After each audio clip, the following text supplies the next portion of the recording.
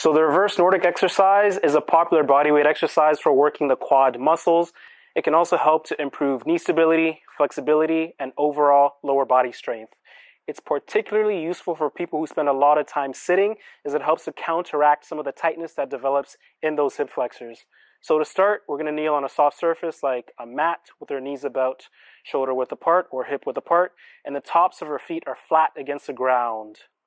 The movement, we're going to slowly lean back while keeping our hips extended, so don't let them bend.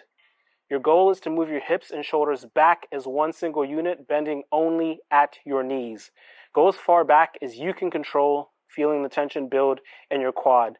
And to return, we're going to squeeze our quads and use them to pull ourselves back up to that upright position.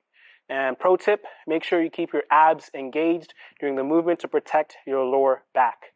This is a challenging exercise, and again, only go as far back as you can go while maintaining control.